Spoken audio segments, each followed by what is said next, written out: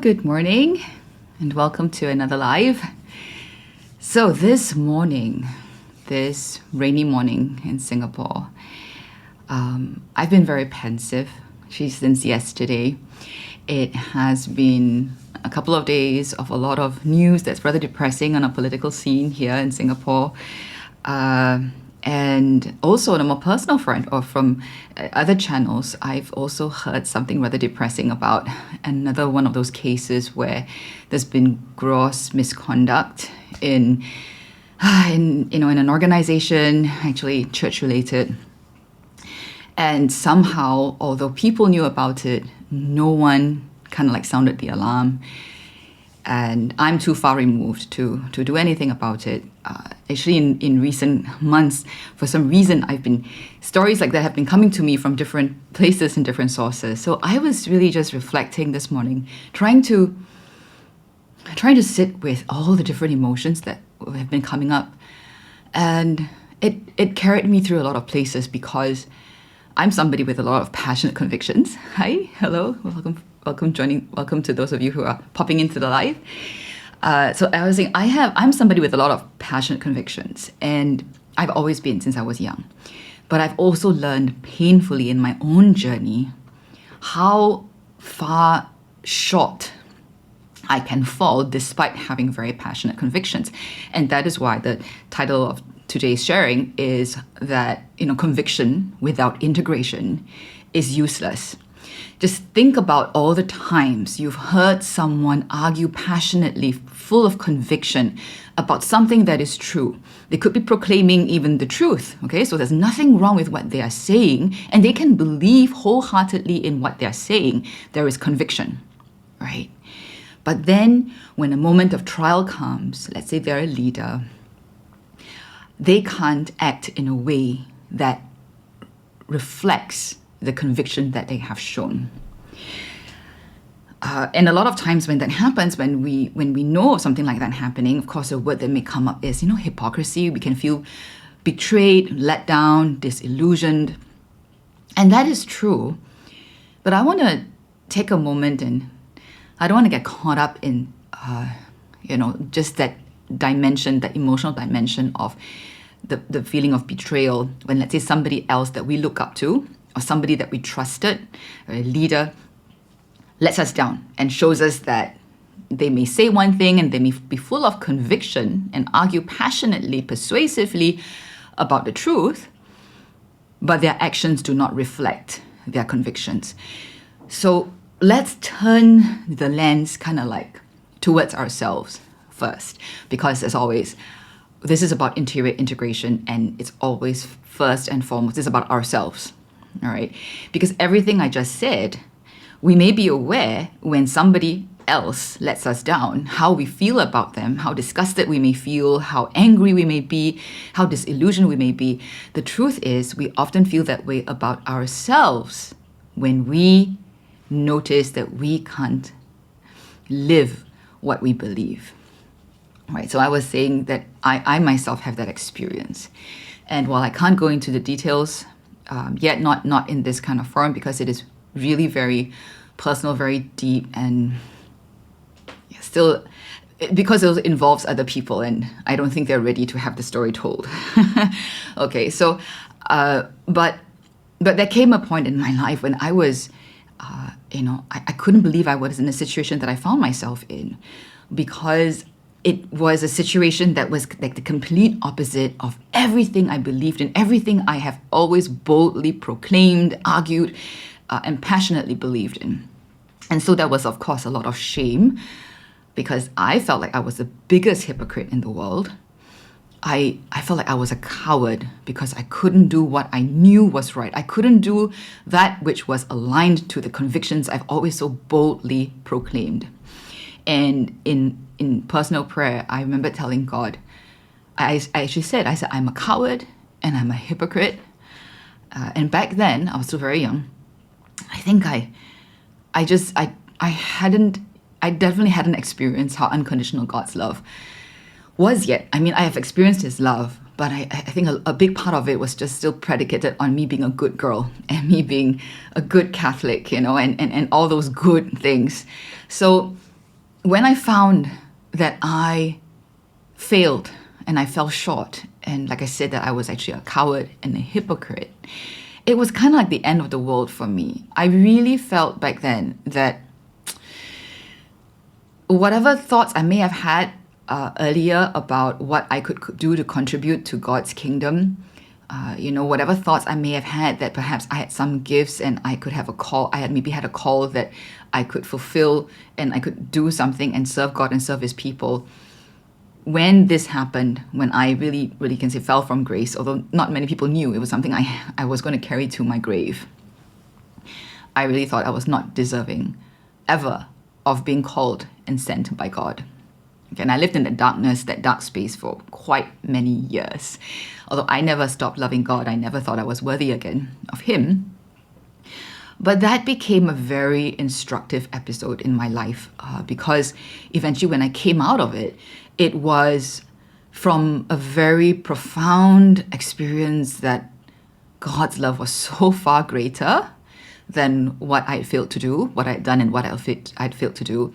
And actually even more so, that realization that while I had fallen from grace in my own eyes, and certainly if other people who knew me had known what happened, at the time I thought they would be so shocked and they would, everybody would be criticizing me and I would have let everybody down. It was so shameful, so humiliating.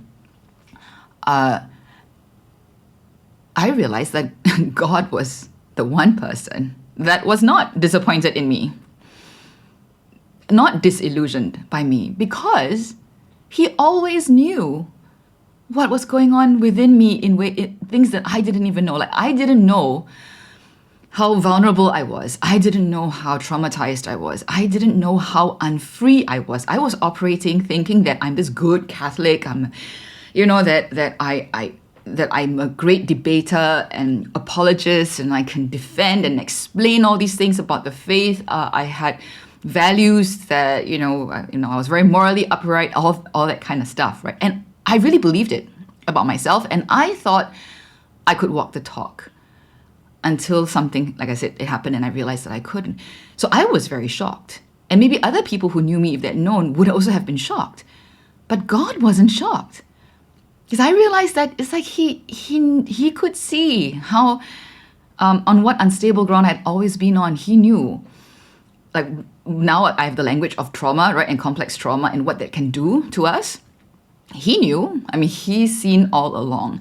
And so whatever it was that happened was already within His love, His mercy. And when I realized that, it was really life-changing because it meant that all the blessings that He had given me prior to that episode in my life, He didn't give it to me because I was good. He always knew. He always knew how I would fail. He always knew how I would sin. Whatever it is that I could have done that made me feel so unworthy of His love. He always knew that was going to happen, and He gave me His blessings anyway. He loved me anyway. His love was really, truly unconditional. So that really changed my life. It changed my experience of my relationship with God. And that was a conversion experience that started me on that deeper journey. So this conversion experience was back in 2009, and I think since then, so 2009 till now, it's 14 years, right? About 14 years. Everything's been building on that last conversion experience, which wasn't my first, but it was a very profound one. It wasn't my last either. Okay, since then, many seasons have come and gone, and things have again become very different from what I experienced back in 2019. But the point I wanted to share was why I became so why I began to see my faith very differently in the last 14 years is that I realized it doesn't matter how much I know. It doesn't matter how much conviction I have in what I believe. And in my background, in my upbringing, even now, I think in a lot of the cultures, whether it's from my Asian heritage or my Catholic Christian heritage, there's a lot of emphasis on believing in values, right? Like you need to believe in the right things. And I'm not saying that formation of the mind is not important. It is. But I think we really miss out something when we think that that's all that matters and we can't see the huge gap between what people, even those who do believe and are convicted, how much they are struggling or how much we are struggling to have our lives reflect that. So in more recent years, there's I think this thing called the Virtue Project. I've been hearing about it from different sources, and I know this movement has moved into even like early childhood education, right? The Virtue Project, wanting to teach our young children about virtues, or all the different virtues, fortitude, maybe humility, patience, or all that. And is that good? Yes. Good in the sense that it's always good to understand that, virtue is a positive trait. It's not just about not doing the wrong things. We need to cultivate virtues, right? But again, this can fall into the same trap. And when I learned about trauma and when I connected it with my own life experience, I felt there is so much disservice when we make young children believe that on their own strength, so to speak, that they can cultivate virtues. If, for example, they don't have an experience of secure attachment with their caregivers, right? You're not held in a place where you know you're unconditionally loved, you're not secure, but you have to be courageous, you have to exercise fortitude, you have to show integrity, moral courage, and all that. Where's it going to come from? Like, seriously, where's that going to come from? If we tell people, or we try and teach young children that they need to be virtuous, but we don't give them that base of being loved and held securely so that they learn how to regulate their emotions, how to, how to be with themselves and another person, how are they going to learn to exercise virtue? You see what I'm talking about, right? The problem is that even when we have conviction and even when we try to impart values or faith with conviction, we do not look after the conditions that have to be necessary in order for people to exercise those virtues or to practice what it is that they believe. Right. So of course, the people that I work with tend to be people who are already very clear. They at least have that conviction. So, let's not talk about people who don't have that conviction. There are plenty, of course, right? But the group that I'm interested in, the group that I can relate with because it's my struggle for so long, is the group that says, I want to live a life that gives glory to God. I want to serve God and his people. I want to make an impact for God's kingdom. I want it. I believe in all this, but I struggle to do it. I can't do it. And no matter how I try to, maybe I think I need to be more convicted. That was me. In the past, I thought maybe I'm just not convicted enough. That's not true. I was very convicted. The problem was not in the conviction. The problem was I was blinded in the exercise of trying to, do what I was convicted about. I was blinded by my ego. I was blinded by my own insecurities. I could not see all these things. I could not see my own fears. I could not see how sometimes I even weaponized what I believed, what was right. So my moral righteousness and all that became self-righteousness. They became a shield to protect me from feeling unsafe. Because if I was a paragon of virtue, if people couldn't fault me for how I lived, then I would be safe. Do you see that? Right? So even if I was so-called doing things right externally, right, it was not from a place of integration. It did not reflect me knowing who I was, me coming from a place of being beloved, which is why I couldn't truly love. And when it is a performance, like I've said so many times before, when I fall short, I will want to hide it. Because I feel very unsafe about being found out that I am not that paragon of virtue.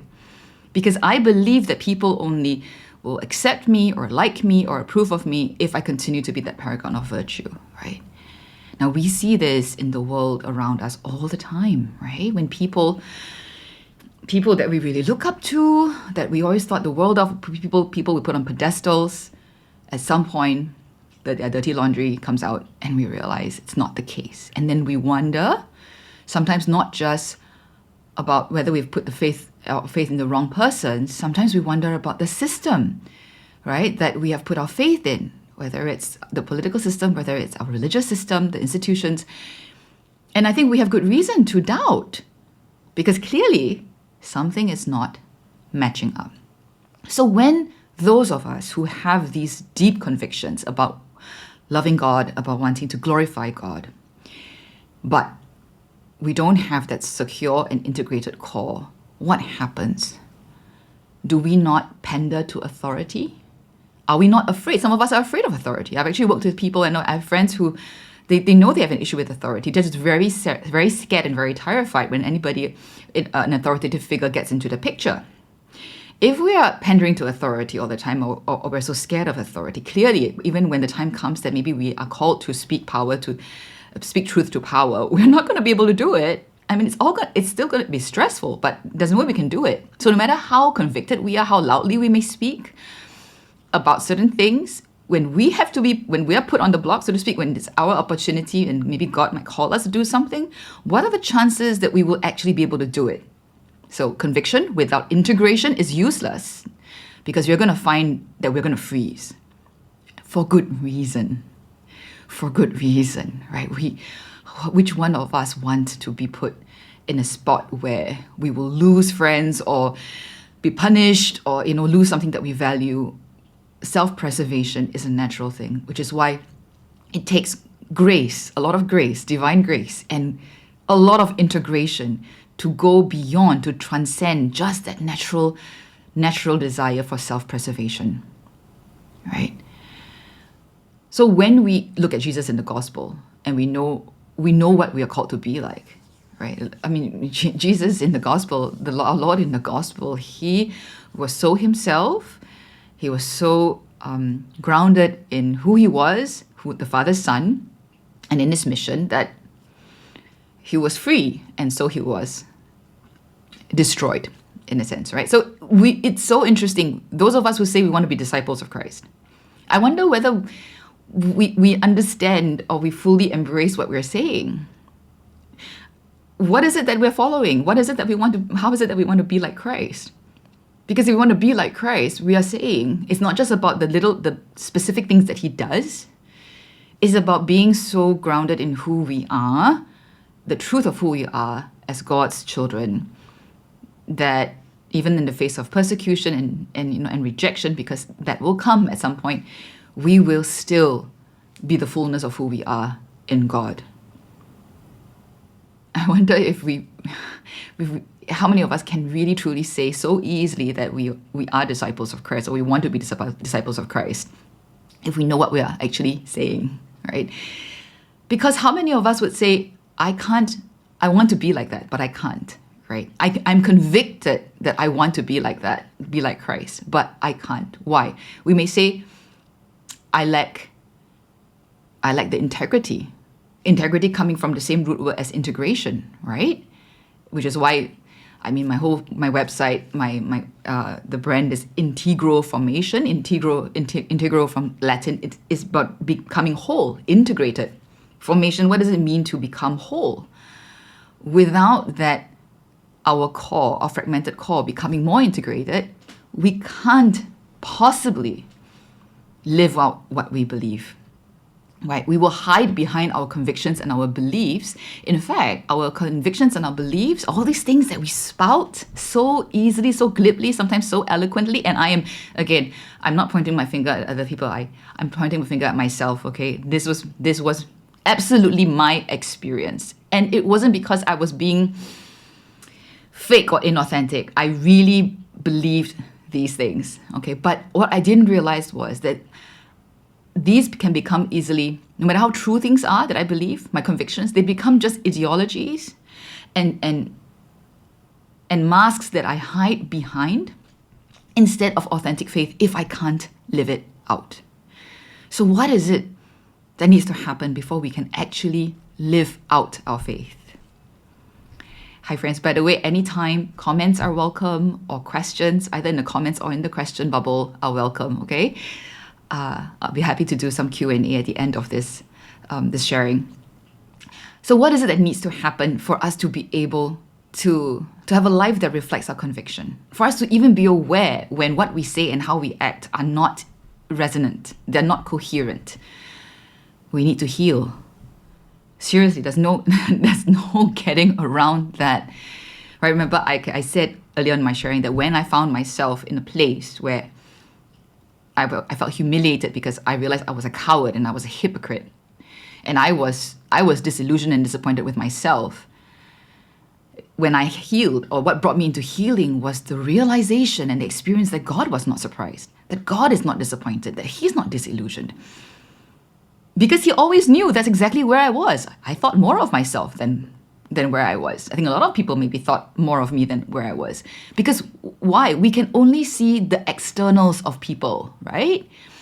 And when we ourselves are so dependent on how other people, whether they approve of us, whether they think we're doing a good job, we are basing our identity based on our externals, because people can only see our externals, right? So if you are really smart and you do really well in school, or you have a really good job, or you appear to be, you're able to perform and seem like a really good Christian, for example, in religious spaces, people may approve of you. They don't know what you're doing in your private life. They don't know what the ways in which you are betraying maybe yourself, or betraying God.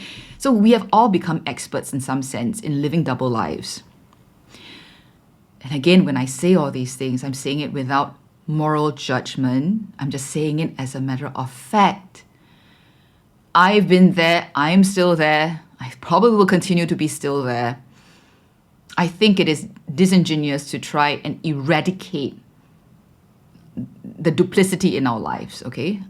Because if we try to do that, we miss the point. We miss the point. Integration, first and foremost, requires us to experience being held and loved exactly where we are, so that we have a safe base from which to look at ourselves and to see the truth about ourselves without fear. Sometimes when we are so hung up about eradicating so-called sin in our life, we are actually very afraid. We're actually very afraid of what we might see in ourselves, which means that we can't really be integrated. So we are just running in cycles.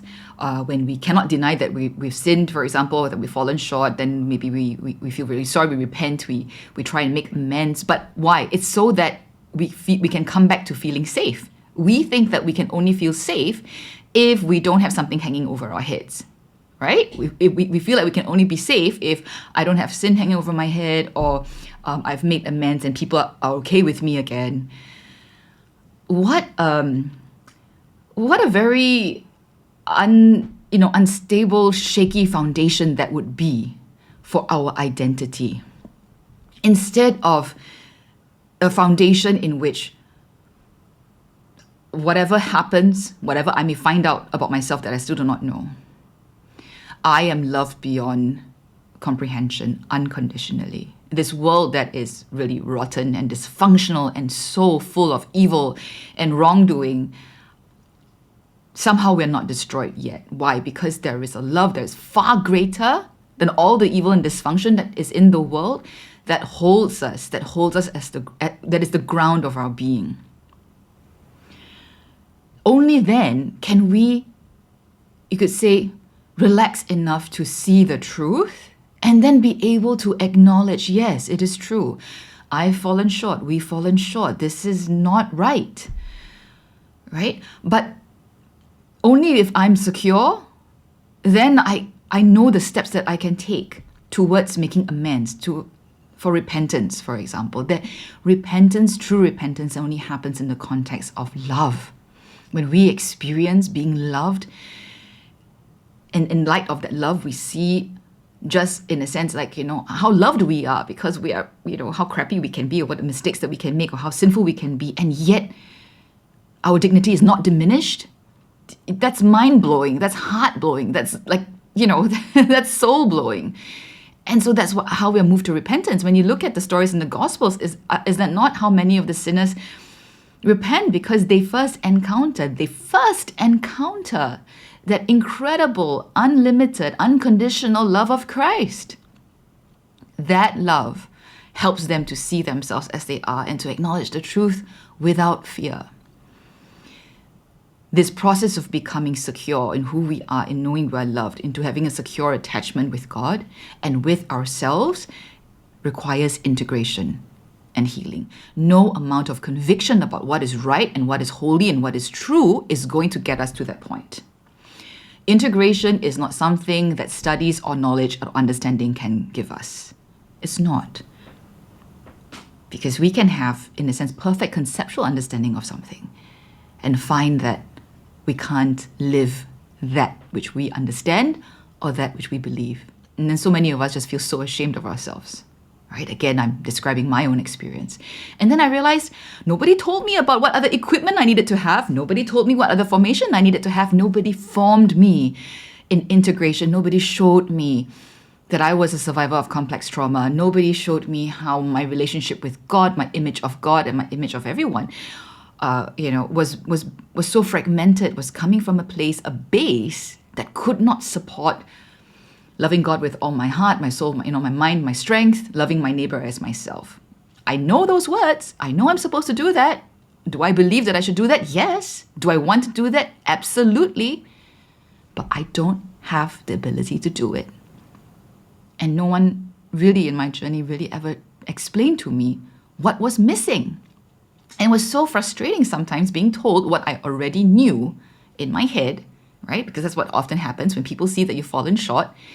They repeat to you about the conviction. They re-emphasize or repeat to you the teaching, which I think many of us already know. And we're like, that's not a problem. I agree with you. I know that. The problem is I can't do it. What can you do to help me move towards being able to do it, to doing it, to living it, right? Okay, I see a question. I'm really interested to find out what you think about if my partner and I struggle with this conviction with or without integration. Sorry, what is it that you mean by that? Struggle with this conviction with or without? Oh, okay. So as in like even struggle with the conviction, that means before we even talk about integration, you're not convicted, I guess. Okay, I'm gonna go with that interpretation, okay? That what do I think? Well, the principle of the interior journey is always be where you are and do the work that is currently before you. I assume that maybe you are referring to maybe something specific because there are different things that we can be convicted about, right? So maybe there's something. Or meaning if one has a strong conviction, but the other is not integrated enough to see the right or wrong.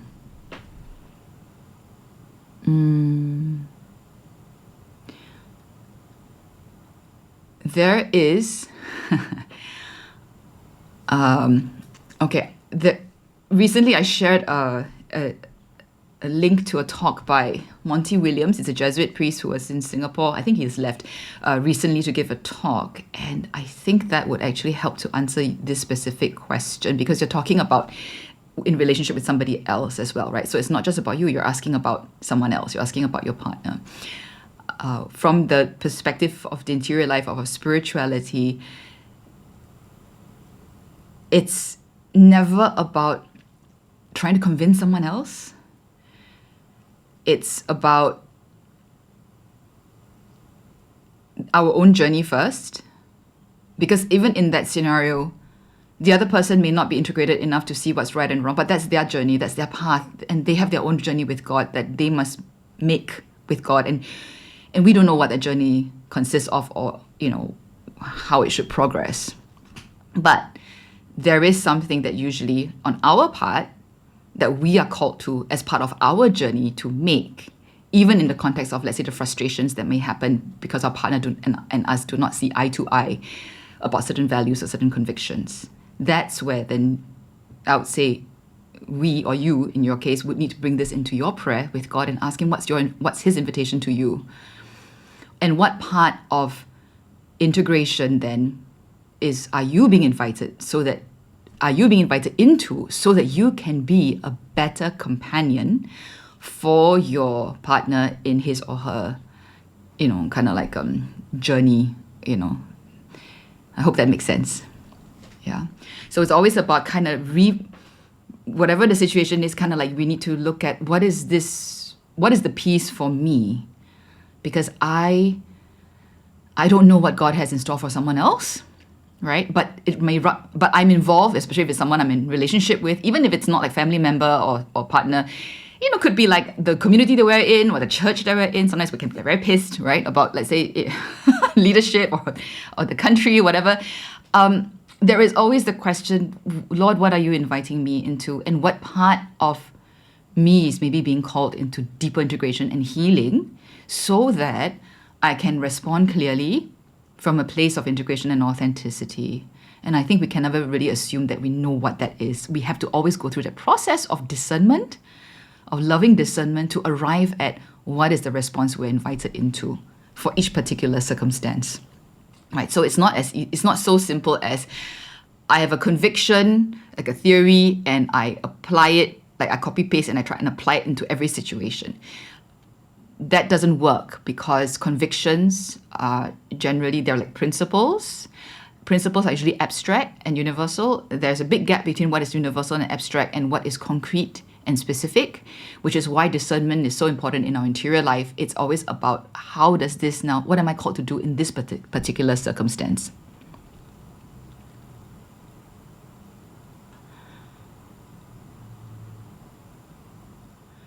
Okay, I'm glad you find it helpful. And so without you, your concern is also without you losing your own integrated self or your own conviction. Yeah, it's our journey. It's our journey, right? And yes, I definitely identify as self-righteous. Less so now, hopefully, than before. But I will tell you something, okay? It's good to have convictions. I think different seasons and stages of the interior journey, they're different, okay? It's like if you look at a newborn, and then, even within the first few months, very different, right? A 3-month-old baby and a newborn, like say 2-day-old baby, very different, even in terms of how much food they need, what kind of food they have. And then if you say a toddler and, a preschooler, teenager, you just look at someone growing up from newborn to the time they say we die of old age. Physically, there are so many changes. Even the physical needs, the level of activity that we need, the kind of nourishment that we need may change. Intellectually, what is appropriate for our development as a baby, as a toddler, as a preschooler, all that is different, right? So different stages, different seasons, and different stages of growth require different things. With regarding the interior journey and speaking about conviction, I think it is very appropriate that at an earlier stage, we need to know what is it that we're convicted about. If we have no convictions, we have nothing to stand on. But as the interior journey progresses, be prepared to let go of your convictions. Okay? Because ultimately what we stand on, we find, it's not our convictions, but is that love that God holds us in. So it has to be that relationship with God. And at different stages and seasons of the interior journey, the experience of that is different.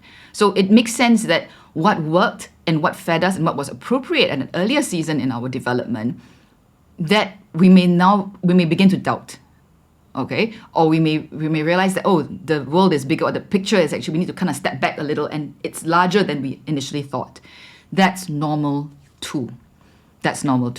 So don't worry too much about ever kind of like being shaken in your convictions, because I can tell you, this is from my personal experience as well, it is part of the journey, which is why having wise, let's say, the wise companions or spiritual directors who are familiar with that journey can make, for me, it was having the sense that, okay, I'm on grounds that I'm very unfamiliar with, but is this okay, right?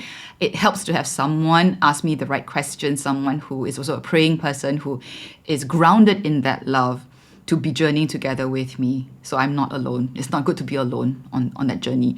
And it's always important to have people who are at least where we are, or even able to, nurture us and guide us further along. So for example, if you're someone in your immediate circle, you are seen as like you're the more spiritually mature one, or people kind of look up to you, the more knowledgeable one. Find somebody outside of your circle, please, who can guide you and journey with you. Okay, because we all need that kind of support and that kind of guidance. But yeah, I'm glad. Thank you for that question. Very practical application. Let me see. Let me just check my notes. In the meantime, if anybody else wants to ask, please go ahead.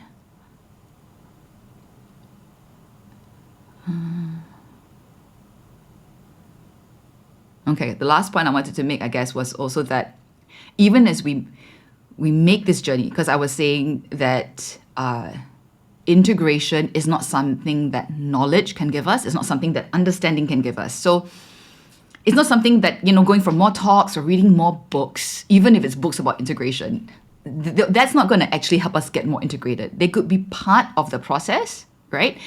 But if we only stop at accumulating understanding and knowledge, and this is especially the case for those of us who enjoy reading and enjoy learning, sometimes we feel like, oh, I understand it. I can talk about it. I can talk, convincingly about it. I understand how it works. Then we may mistakenly think that, oh, now I get it and it's worked. I have it. And it's not, okay? It's like you can read books about relationship building, for example, or about marriage. And then when you actually get married, you realize how useless a lot of those books are. As in useless, because you have to put it into action. And your specific circumstances, so sticking to the example of marriage, for example, is unique. Your partner could be your partner and you combined. It's a very unique combination from any other couple. So what works for another couple, amazingly, they can share with you what works. But you still have to figure out a way to put it to work in your own relationship, right? So it's important to say, remember, we have to put it into practice. We have to try. There is actually a work. There's a praxis that needs to happen, okay? Action that needs to happen. And the action is not just trying to do what we believe is right. The action with integration requires healing, requires connection, right? Because without that deeper connection and security of being loved, we won't be able to even see clearly what are the areas that God is calling to healing. Okay, and that needs to happen in order for us to actually have the ability, the capacity to live out our own convictions. All right. And like I said, as we grow in the interior journey, that's what is required for us to be able to reach a point where maybe we need to let go of the old convictions and be open to the new things that God is telling us or revealing to us. That is very scary too. And without integration, we won't be able to do that. Right? So integration and healing, it never looks one way. I would caution when we get too stuck on best practices, right? When I'll say, like, it's good to understand some things in first principles, but when it comes to the actual doing of it, we need to be nuanced. We need to be flexible and adaptable and sensitive to the specific context, to where, talking about ourselves, is exactly where we are. If the next step for us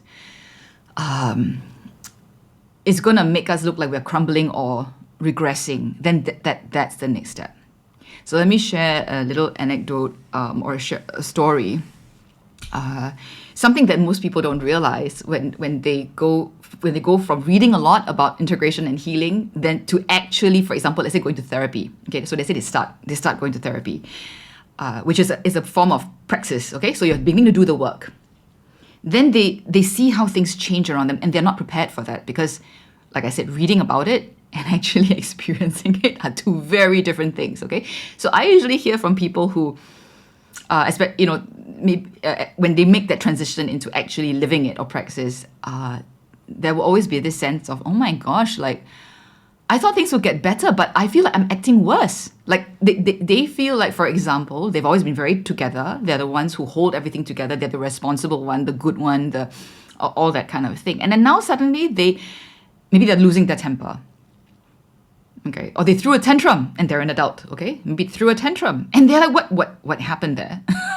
Why is this happening? Why is starting to do the work of integration, for example, making me behave more poorly? But you see, what could be happening? And I always tell them, okay, this is what I think could be happening, at least in my experience, but go and check, right, with the therapist that's journeying with you or all that, is that in the relationship with themselves, now their inner child, for example, feels safe enough with them that they are allowing the emotions that for all these decades have been suppressed, never allowed to see the light of day, because they always have to be the responsible one, the one that is contained, the one that is calm. Now those parts are surfacing. And they're surfacing because they're feeling safer with them. If you just take this slice of what's going on now, for example, maybe they're behaving more immaturely now, Okay, I certainly went through that phase. I think there's some parts of me that still definitely stuck in that phase, like because I never got to be that. When I was younger, when maybe it was appropriate as a teenager to act out, I never did.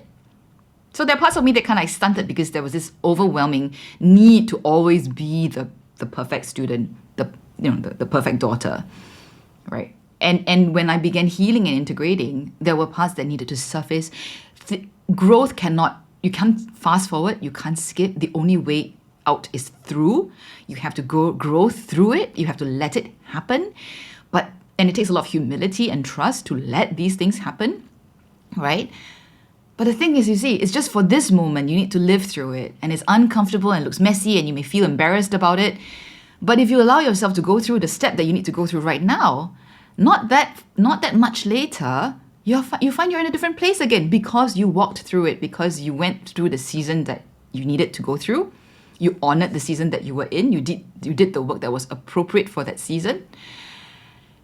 And then later on, you're more integrated. And then now you can continue with, the next work and the next work, right? So sometimes I think when people who are very convicted, we're often also very convicted about absolutes, yeah? Where absolutes is like, this is what perfect looks like. And we're very convicted that that's what I want or that's what I want to be. And we forget there is no such thing as perfect in terms of instantiation, actual particular concrete situations. We are definitely not. And that even moving towards the fullness of who we are is a journey, right? Which is why there is flux, it's dynamic, it changes, the needs changes at different points of the journey. And once we understand that, and once we allow ourselves to lean into that, we can have we can travel more lightly, yeah, in terms of our emotion. We won't be so hung up when we can't make what we believe happen, especially in other people. We don't realize it, but a lot of times it's not so easy for us to notice when we can't live out what we believe. We are usually a lot more preoccupied with how other people are not matching the conviction that we have that they should be doing, right? Which is why, again, so important for the interior work and interior integration, because isn't that exactly what the Pharisees were like? I mean, in the Gospels, right? They knew like the law in its absolute terms, and they made sure they performed it externally, and they judge other people for not doing what they think is what they're very convicted about. When what Christ says he comes is for, what he wants is that relationship. He's calling people into relationship with God. And that can look different at different points of the journey and different for different people. Okay, so there's no one size fit all. And it's always about asking for the grace, or asking, I guess, to recognize the grace that is given at this point and to respond to that grace, and not to worry so much about the grace that has not been given and how we can't do all that other stuff that we feel that we should be able to do in order to meet the ideal that we're very convicted about. If we haven't been given the grace, then the invitation isn't here yet at this moment. So it's important to focus on the work of the moment, yeah, the invitation of the present moment. That's where contemplation comes in and integration comes in. And I think this topic that we're talking about is just so important to all of us in general, but especially for those of us who are leaders in any sense, parent, or teacher, educator, mentor, whether you're a leader at work or in a community. We don't realize how our lack of integration puts us on very shaky foundation, and how much it can hurt others without our intending to, because we want what's best for others. We do care and love. The problem is not that we don't want something enough or we don't desire something enough. A lot of times we just lack the integration to incarnate what we believe, right? To enflesh and make happen in the world, in the real world, what we believe. So really, integration, conviction without integration is really useless. I hope that this sharing has given you something to ponder and think about, and maybe ask yourself as to maybe what step can you take towards that integration, that to be kinder to yourself, to be more connected with actually what's going on inside you, so that you're not just so caught up with, convictions. All right? No other questions are coming in, I see. So thank you for being with me, those of you who have popped in and are kind of staying and being with me. And any other questions come up after this, please just send me a direct message and I'll be happy to continue that or respond to that in another live in the future. Bye and have a good day.